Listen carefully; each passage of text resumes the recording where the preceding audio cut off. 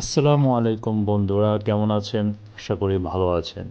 আজকে চলে আসলাম সাবদ্বীপে। তো সাবদ্বীপে নতুন একটা ইউনিক রেস্টুরেন্ট হয়েছে, তো এটা দেখা চোখে পড়লো বাইরে থেকে। তো চিন্তা করলাম যাই একটু ঘুরে আসি, এনভায়রনমেন্টটা দেখে আসি।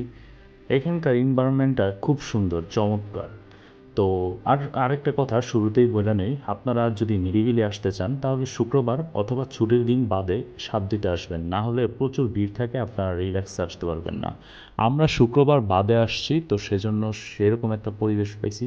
দেখুন বন্ধুরা, এটার ভিতরে এটা একটা ইউনিক রেস্টুরেন্ট, নিচে ড্রাম আর এর মধ্যে দিয়ে ওয়াকওয়ে দিয়ে ওপরে উঠতে হয়। ড্রামগুলা ওপরে উঠলে একটু কাঁপে নড়ে, সুন্দর একটা ফিল আসে। তো আমি এই যে এটা নিচের তলা, আর নিচতলায় বসে খাইতে পারবেন।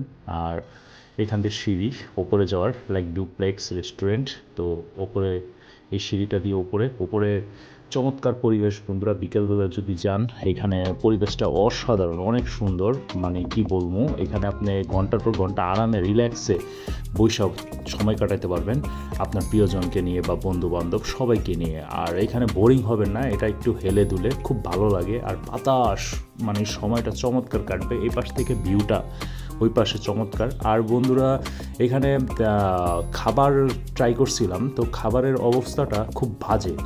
আমার রেটিং হচ্ছে 10-এ 0। আমি ফুচকা চটপটি নিয়েছিলাম, তো খাইছি, টেস্ট খুব বাজে।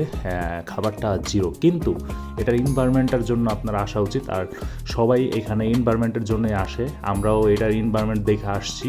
তো আমাদের সাথে আরও যে মানুষজন ছিল ওনারাও এনভায়রনমেন্ট দেখে আসছে। তো খুব চমৎকার একটা এনভায়রনমেন্ট। 1 ঘন্টার সময় আরামে পাস করতে পারবেন। নদীর উপরে ভাসমান, লড়তেছে, কাঁপতেছে, তো এর মধ্যে আপনি বসে আছেন, খাইতেছেন, বাতাস চমৎকার, মানে সময়টা খুব সুন্দর কাটবে।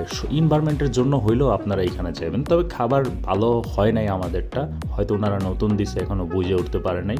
তবে এনভায়রনমেন্টটা চমৎকার ছিল। আর সাবদি কীভাবে আসতে হয় সেটা নারায়ণগঞ্জের মানুষজন খুব ভালোভাবেই বোঝে। আর ঢাকার মানুষজন যদি আসেন তাহলে যে মদনপুর, তারপর হচ্ছে আপনার মুরগাপাড়া, ওইখান দিয়ে কাইকার টেক থেকে বামে, অথবা তৃতীয় শীতলক্ষ্যা সেতু দিয়ে ভিতর দিয়ে রাস্তা আছে, আপনারা অটোতে আসতে পারেন। ধন্যবাদ বন্ধুরা, ভালো থাকবেন।